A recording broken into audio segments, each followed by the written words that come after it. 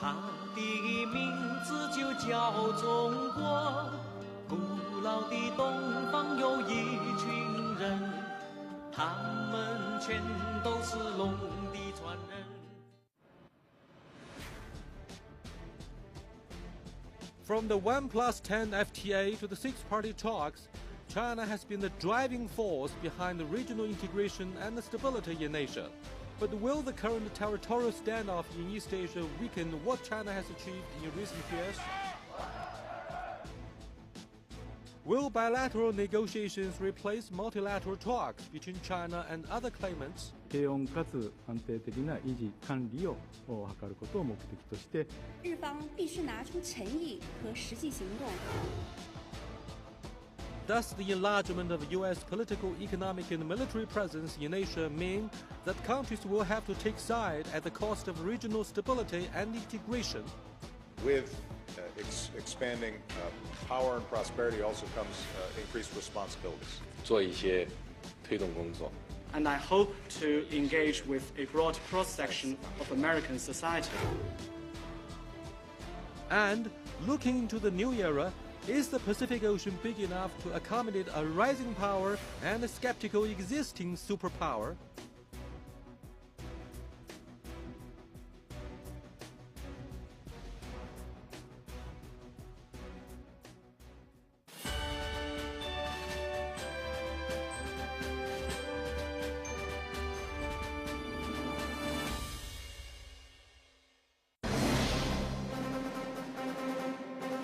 Hello, I'm Yang Rui. Today with a focus on China's path for diplomacy. It might take years to regain equilibrium in the ongoing geopolitical reconfiguration in the Asia-Pacific region as China fast becomes a regional power with global implications. The U.S. re-engagement with the region has a clear China-focused agenda that helps alleviate the concerns of most of China's neighbors. But more is less should Washington fail to respond to China's sensitive threat perception. First of all, can an embattled President Obama get his own country in order and set its huge military machine on a financially sound footing? What should China do to diplomatically ensure that its integration with the international society will not be derailed by the alleged growing assertiveness? We need to figure out a new roadmap for China's frustrating diplomacy in the coming year and decade following the leadership transition. Here with me in the first part of our program, New Year special, is Mr. Wu Jianmin, former Chinese ambassador to France. In the second part, in the studio, we shall be talking to Mr. Liu Youfa from the China Institute of International Studies and Professor James Ray from the U.S. Welcome, sir. Thank you. Many observers, Chinese and foreign alike, agree that despite years of hard efforts by China to forge good neighborly ties, it seems China has been pretty lonely, perhaps the most lonely rising power in the living memory of the international society when it comes to our foreign policy. I'd like to have your opinion. If we look at the global situation, to my mind, three focal points stand out. What are the three focal points? One, epicenter of the global financial crisis is in Europe. According to Chancellor Merkel, Europe will at least take 5 more years to move out of this crisis. This is the first focal point. Second focal point is global center for hot wars, confrontation, and conflicts is in Middle East. This region, Middle East, has become the center for confrontation, hot war.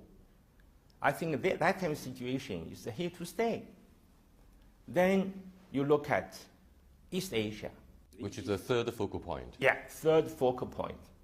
This is center for global growth. World Bank forecasts the growth rate for this part of the region of the world is 7.2. 7.2 for China is quite slow. But this is the envy of many countries. So East Asia remains the center for global growth. When you have these three focal points in mind, you can see our region, East Asia, is doing quite well. And do you think Mr. Shinzo Abe, the newly elected Japanese Prime Minister, will help improve the bilateral relationship despite the overtones of being a hawkish politician? You know, you have to judge any politician not only on his words, but also on his deeds. Judging from what he said after he became the Prime Minister of Japan, I think his intention was quite clear. He likes to improve relations between Japan and China. He likes to develop this strategic partnership between China and Japan. So we'll see. On the Chinese side, we are also like to get our bilateral relations back on the normal track, because as the President Hu Jintao said repeatedly, confrontations make two sides losers, while cooperation makes two sides winners. How do you think the Chinese government should respond to the seemingly reconciliatory gestures from the Shinzo Abe administration? Because he has sent a special envoy to Beijing with the olive branch, and he has made it very clear that he would not visit the Yasukuni Shrine in the next spring. Now, these things, if you put them into one perspective, he seems to be ready to reconcile and to reduce the tensions between the two governments. I think you have to read these gestures, these statements in the light of the overall relations between China and Japan. If you weigh the common interests between China and Japan and the differences between China and Japan, our common interests outweigh by far our differences. So given that kind of situation, I think two sides, not only Japanese side, but also Chinese side, would like to, through diplomatic channel, overcome the current crisis, current difficulties, and we are like to do our part to get the bilateral relations back on normal track. But I'm afraid increasingly politicians and policymakers on both sides are being held hostage by the rise of nationalism on each side. But let's come back to examine yet another very important issue. It seems international society gets mired in their established perception. Do you think the two things can be separated? Which comes first, prosperity, livelihoods of the people, or democracy? Liberal democracy may help pave the way for people to have more dignity and more rights to cast their votes, and so on and so forth.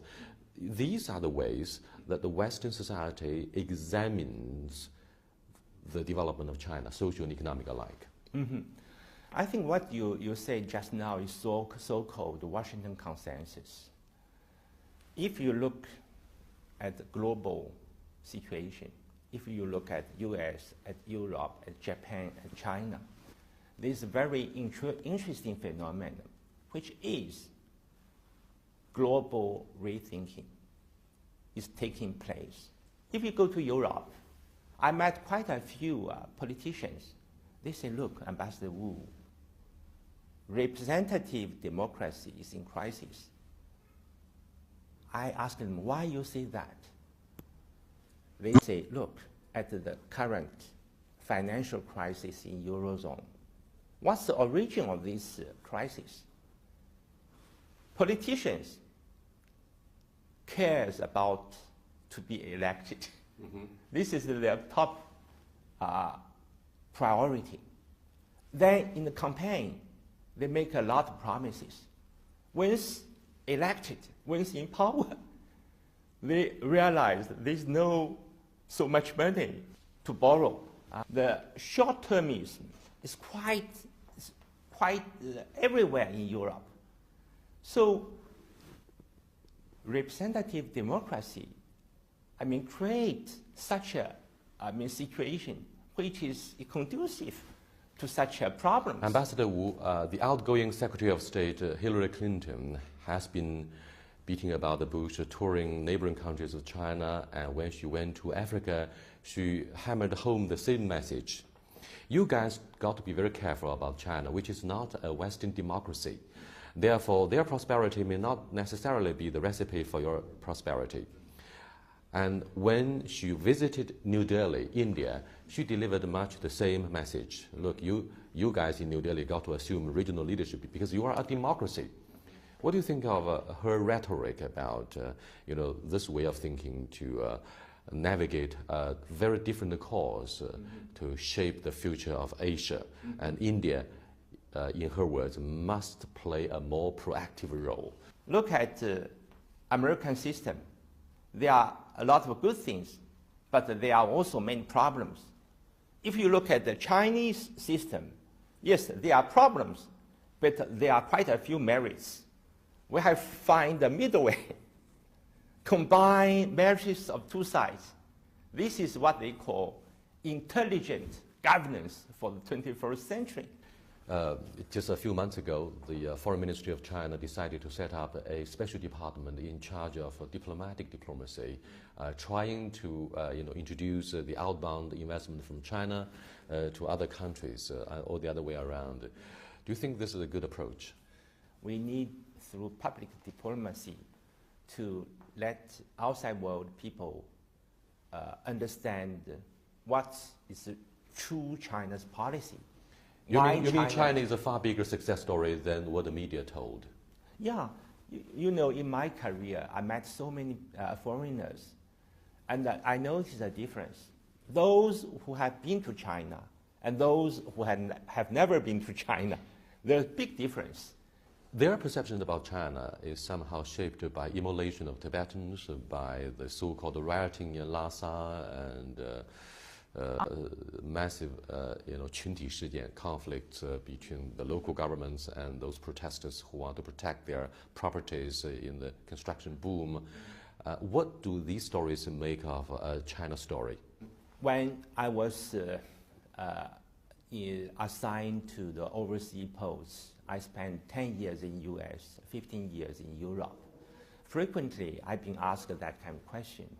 I told them this. I said, look, tell me, what country in the world is problem-free?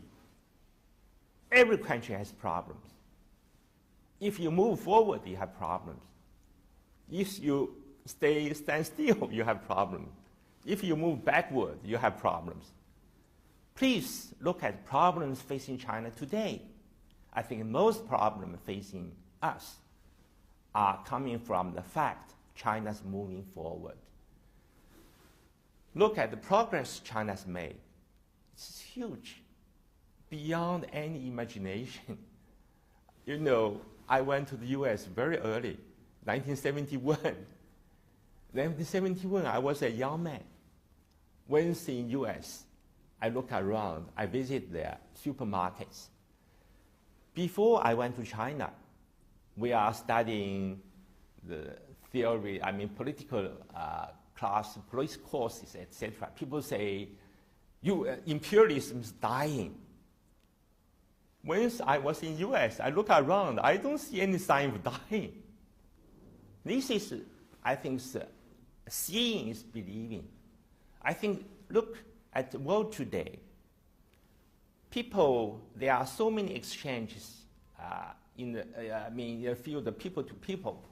That kind of exchanges will help outside world understand better China.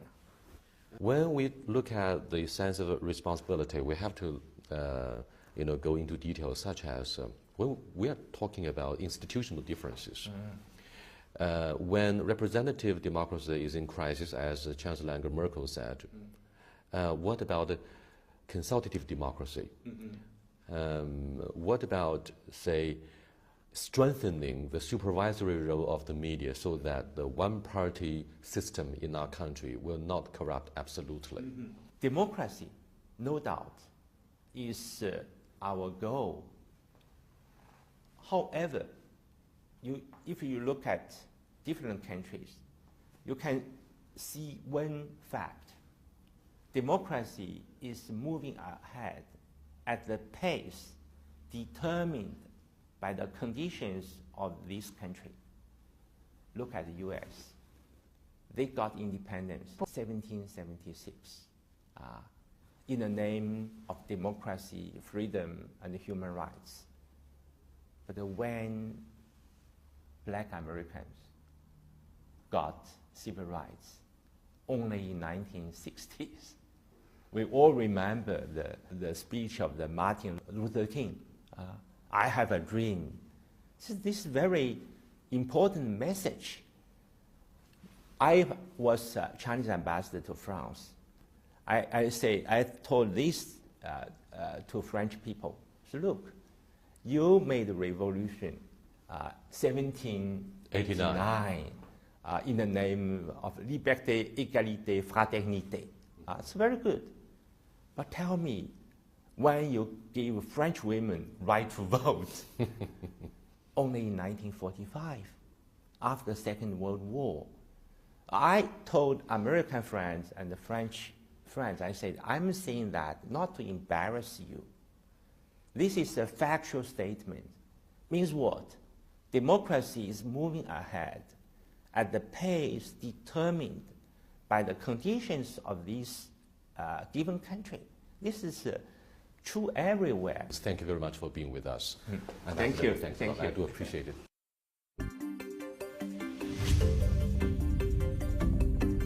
There's always going to be differences between America and China because you have a different history, a different culture, a different political system, different interests, geographical division across the Pacific Ocean. You're always going to have differences. But I think that as Deng Xiaoping and I realized almost 35 years ago, the things that bind our two countries together are much more important than those transient differences that will always exist. You say you're going to do, make it work, then move on to the next thing. And over time, that climate of trust will take over. We're not anywhere near having that sort of thing. But we are entering into an important period of opportunity in that we've just passed through political years in both our countries and in the neighboring Asian countries where everybody was looking over their shoulders at their domestic population. Now it's time for the leaders to put their gaze upward and to see where to take their countries in the future. China is clearly a partner. If the United States and China were ever to get into confrontation, it could be catastrophic, not just for China, but for the United States as well. So both China and the United States have very important interests, overridingly important interests in cooperation, bilateral cooperation, and not ever letting us get into a confrontation. Wars have become a sunset industries. In fact, the danger of major interstate wars is the lowest that it has ever been. Most countries actually are going China's way of trying to resolve their territorial disputes peacefully without resorting to military action. Because in today's world, there's no such thing as a winner or a loser in any major military conflict between major powers, because both sides end up as losers. The first thing I would want to avoid is allowing our security suspicions to get ahead of our political ambitions so that we become captive. We're taken over by grinding needs to provide military competition without seeing the benefits of political cooperation. So it's time for political leadership to take charge of that competition, put some limits on it, on both sides and involving all the other parties in such a way that we can focus on the most important priority, which is the successful development of our country's economies in a way that's most sustainable. Welcome back to our special program here on Dialogue. We are joined here by Mr. Liu Yufa and Professor James Ray. My first question is very much about why China fails to be regarded by most of our neighboring countries as a reliable economy and a reliable partner when it comes particularly to the security issues. We have to put the scenarios back into the right perspectives. First of all, China is undergoing the kind of growing pain thing, quote unquote. Any fast developing or fast rising countries is definitely to come across the stronger and stronger responses from the neighboring countries and the international community. Secondly, mature relations are bound to be accompanied by the complicated problems or issues. And thirdly, major countries around the world have jointly set the kind of leverage to prevent China from becoming the realistic competitor. Because all these reasons, it will take China more efforts in doing that. So far, China is yet to realize this goal to convince the neighbors of its peaceful intention. James, it seems UFA has laid bare a brutal logic about the threat perception shared by our neighboring countries. That is, whatever we do, China will be regarded as a threat. It's a matter of challenging the existing international economic and political order. Therefore, the existing superpower or the beneficiaries of the existing international political and economic order will be quite afraid of the rising power. I mean, that will occur inevitably, no matter what. Well, I think China does face this dilemma in that if we look at Russia as a declining power, still has a lot of influence in its neighboring countries in Central Asia and Ukraine and Belarus. The United States in South America has enormous influence. It would be natural for China to have a large diplomatic role, even a security role in the region, but because it's rising, it's challenging to the existing order, as you said in your introduction. And there are major other powers in the region like Japan, the United States, and India. So I think it's very difficult for China to fulfill its peaceful rise with this kind of environment. China is accused of dividing a regional bloc such as ASEAN over issues of territorial spat. For example, for the very first time in the history of ASEAN, no joint statement was issued about whether ASEAN should act as a collective whole in dealing with China in the territorial talks. Do you think China should turn more to soft power instead of, the alleged use of coercion in negotiating the terms for our territorial integrity? China and the neighboring countries are having definitely the disputes over the islets and the maritime rights. It is in line with the international practice or established practice that the bilateral disputes should be settled through the bilateral ways. ASEAN as a regional institution should best serve its function by providing platforms and channels for bilateral consultations and negotiations. Bilateral issues or bilateral disputes should be settled through bilateral ways. And in coming to the soft power, China as a rising power will do its utmost to remain the peaceful momentum of economic social development. But one thing is for sure, China cannot maintain its momentum of development when its sovereign rights are challenged by the neighbors. That is the problem. Ever since 1972, when Richard Nixon made the historic tour of China to open the door for the bilateral relationship, U.S.-China relationship has always been prioritized by all the generations of the Chinese leadership, since Mao Zedong perhaps, to combat our common enemy, the former Soviet Union. Now, we have lost the common enemy with the end of the Cold War. It seems increasingly the U.S. and China are put on a collision course if you look at the trade imbalance as well as the pivot to Asia that aims allegedly to antagonize China's growing economic influence in the Asia-Pacific region. However, both sides call attention to the fact that the Pacific Ocean might be big enough to accommodate the two big powers. What do you make of this most consequential bilateral relationship? Well, I think you're correct, and there's no common security threat or rival as the Soviet Union was. So I think in security affairs we see growing tensions, and now China has the capability and will have increasing capabilities over the years to project its influence in the region and then globally as its navy expands. So I think we will continue to see discord, but it will be managed because I think in the big picture the common threat is the decline of the global economy and the risks in Europe and so forth, where China and the United States, I think, cooperate, are economically interdependent, and I think are not likely to engage in a trade conflict, but in fact will harmonize their policies to help restart global growth. What do you think of the U.S. playing a double game? On the one hand, it diplomatically welcomes China's rise on the world stage. On the other hand, it's driving wedges between China and its neighboring countries. The U.S. intends to undermine the conditions that could favor China's development, so to speak. Both U.S. and China have to abide by these principles.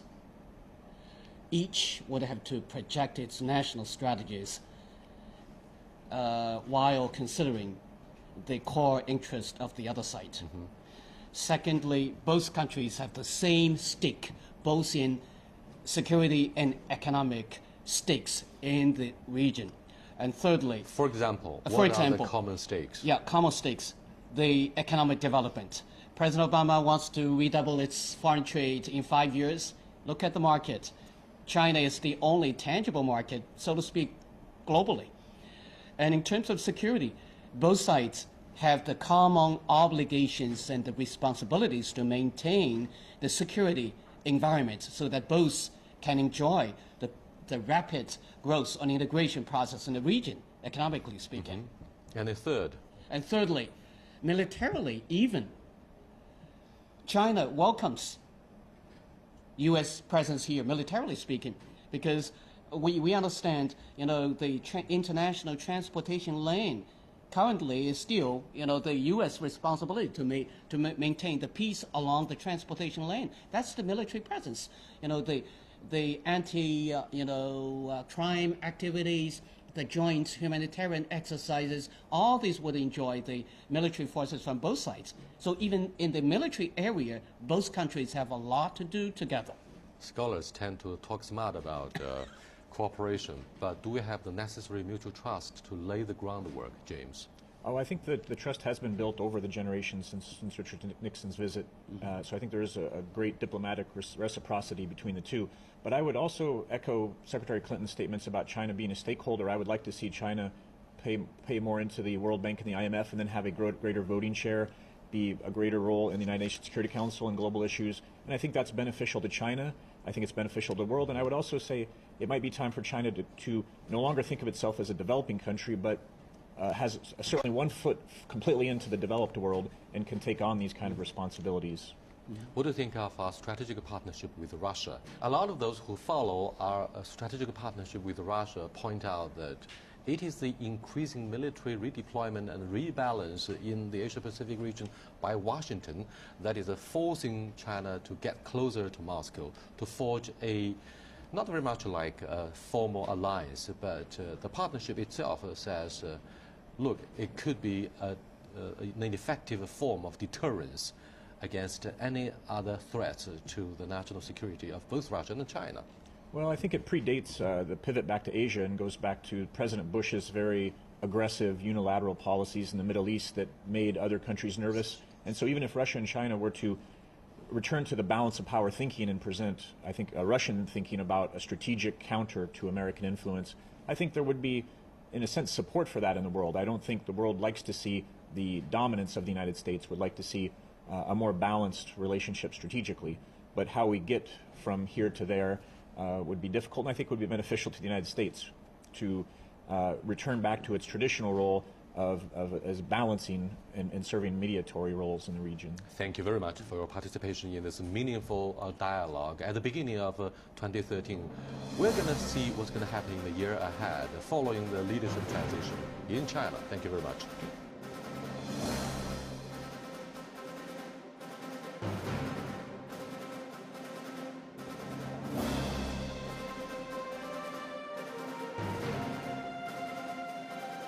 FTA to the six-party talks, China has been the driving force behind the regional integration and the stability in Asia.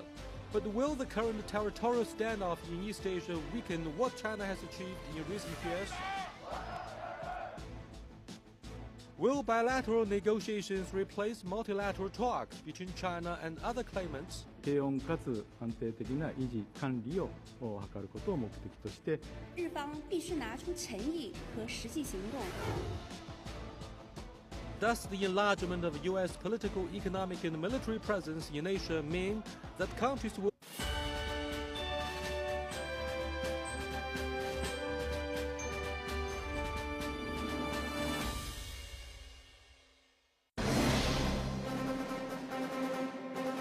Hello, I'm Yang Rui. Today with a focus on China's path for diplomacy.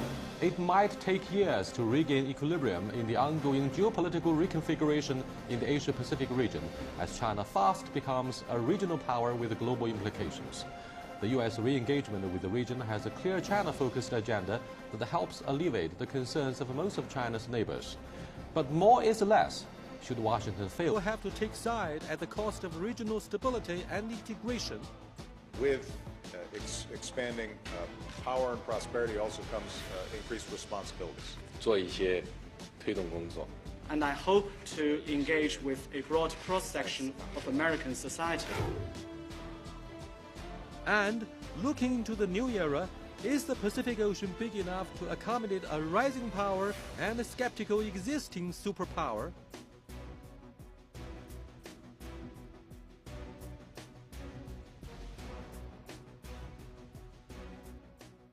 To respond to China's sensitive threat perception.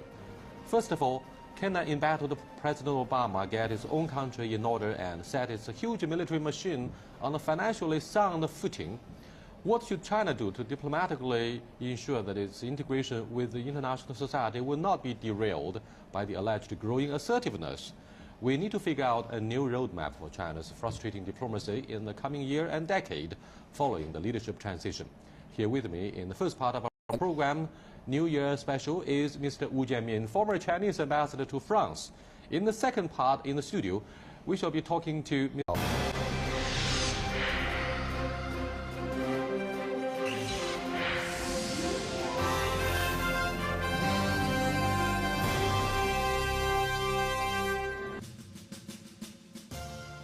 古老的东方有一条龙，它的名字就叫中国。古老的东方有一群人，他们全都是龙的传人。 From the OnePlus